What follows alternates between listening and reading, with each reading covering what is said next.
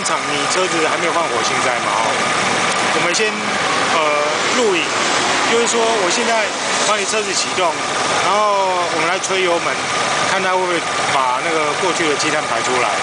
那我们待会只装火星塞，然后再吹油门，看它会有什么改变。可是我这个本来就会有一点吃机油的现象。哦，没有，排碳和排机油是不一样的现象。哦，这我比较不懂。可以。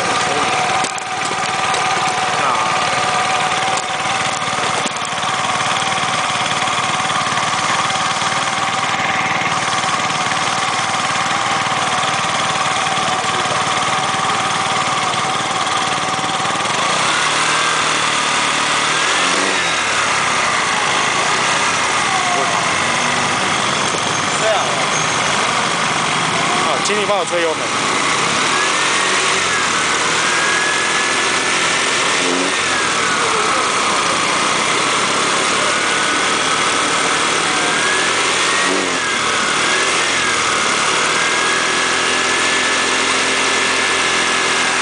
对，好，可以熄火。可以熄火是吧？哎，熄火。那我们现在换火星塞。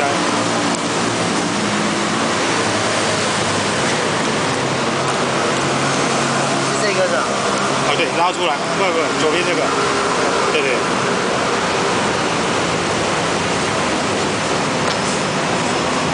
我这边手套，没关系。来了。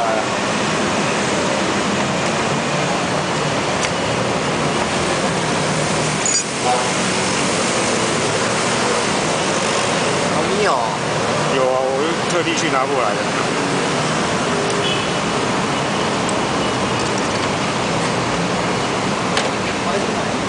常会加那个，可是我常会有时候这个我会让我自己加。你在机油里面加，在汽油里面加那个除碳的，其实效果是很有限的，非常有限。可是来哦，蛮耗的。因为你吃机油嘛，那吃机油的情况之下，冷却不够，金属热膨胀反应率产生的时候阻力就会大。那阻力大的时候，就会把我们的车辆动能给吃掉了。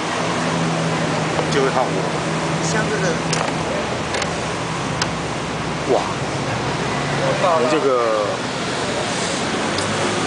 燃烧室里面有吃机油，这机缸壁和活塞环之间有吃机油的现象。这个有多厚啊？你的燃烧室里面的气缸顶、活塞顶、气门顶就有多厚？看。那我们待会把这个火星塞装上去，不要装任何其他东西。那这个东西它会不会像这个用解热这边会黑掉？我们的东西哦，它引爆率在一定的水准之上是不会黑掉。那如果黑掉的话，这个可不可以自行清洗？你不要洗，油门吹吹就好了。油门吹吹。那你也不要去什么在里面洗什么，你的点火效率是怎样的，它的碳化物累积率就是怎样。就算你洗的跟全新的引擎一样。再把它装回去，再洗5分钟，那些碳又回来了。所以你用其他方式洗是没意义的。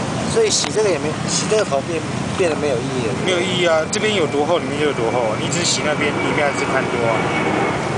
那所以你引爆率高的一个火星塞啊，只要油门吹一吹，碳就排出去了。不用再去。就不会积了嘛？对，不会积啦。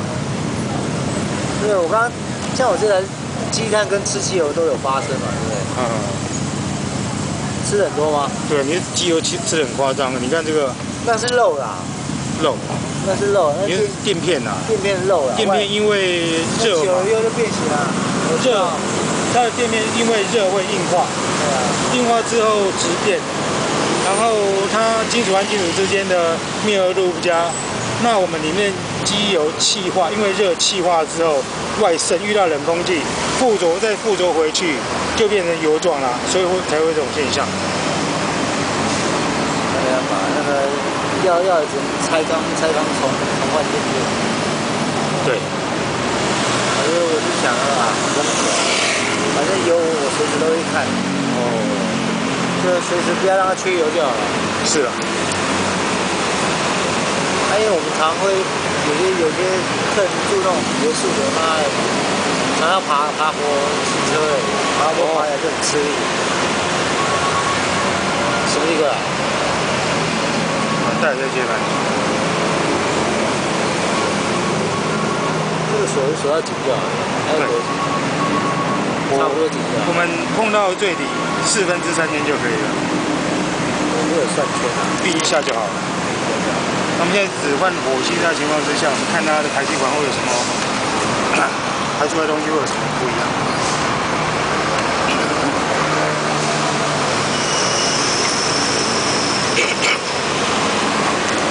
请你帮我把车子启动。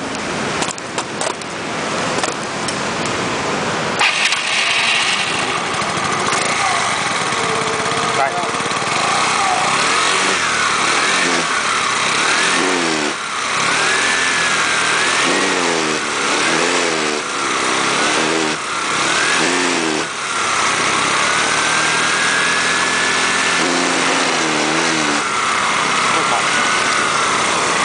这样子还得不够多，转速拉得不够高。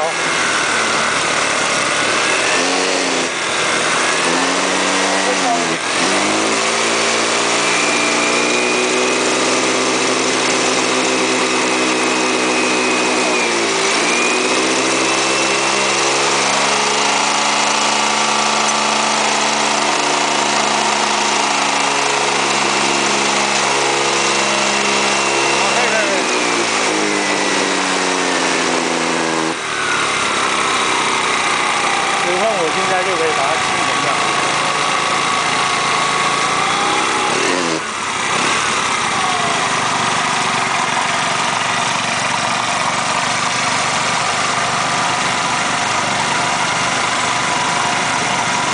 可以了，可以熄火。